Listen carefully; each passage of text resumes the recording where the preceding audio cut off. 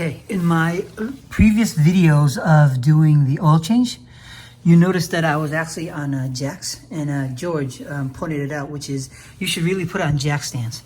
And I comment to him that, you know, based on all this, I couldn't figure out where to use my jack to lift up, because these are pretty brittle. So if you were to push on these, that's not going to work. This is where the stand should be. But if I use this to jack it up, then where am I going to put the stands? So I did a little bit of research, and I come to realize, ideally, right over here is where you put the jack stand for the front. No, actually where you put the jack in front, right, to lift it up and put the stand underneath. All right, so I'll just do just that, and then I'll show you what to do in the back, okay? So that way you have an idea of how to do this for yourself. I mean, I'm learning, you're learning, we're learning together, okay? So hands down, this is much tighter than my BMWs by far, or any other vehicles I have. It doesn't matter if it's Toyota, it doesn't matter if it's Audi. So as you can see, I'm at the jacking point, right? So it's close to hitting the wheel, as you can see. But I got enough in there to get that. And I got enough here to put this here, to put the jack stand on, all right? So the recommendation is just to start off with the lower level, and then you could also jack it up higher. But as you can see, it is so close, so tight, that I'm barely touching the edge.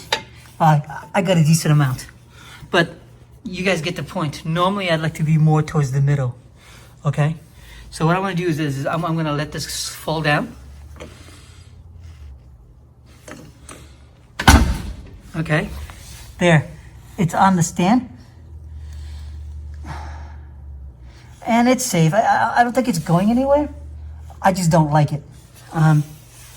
If you guys, maybe this jack is not ideal. Maybe it's just too big. Do you know what I mean? Or what I could do is start off inside. Well, I can't. So start off here, but then as I'm lifting it, I can also move it so that way I have more leverage for the stand. Okay, so that's things for you guys to think about for the front. Let me show you the back. Okay, here's the back. If you take a look, that's where I pushed up, okay? Which allows me to put the stand in the exact spot that it needs to be on.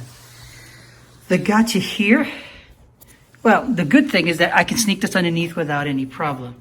Much easier than I can with the front.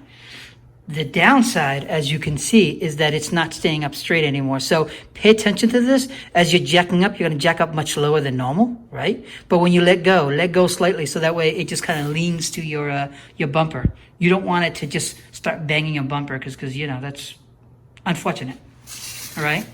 So as you can see, I've got both sides, front and back, on one side on jack. So all I have to do is just repeat the process for the other side, and that will get me to a certain spot. It's not ideal yet. I mean, it's good for doing wheels, but it's not good for doing oil change and stuff like that. For that, I have to go back under and then jack it up some more so I can lift it higher. So the goal, of course, is not to try to get as high as you can right off the bat, but get to a certain level, get the other sides leveled up, and then do it one more time. All right? This is by far a little bit more complicated than my my BMWs, my Audis, my Toyotas, and all the others. But that's one of the quirks of working with Porsches, right? So if you guys have recommendations similar to George where you know, you've got ways of making it better, let me know. Share with me so that way others can learn as well. Okay? Bye-bye.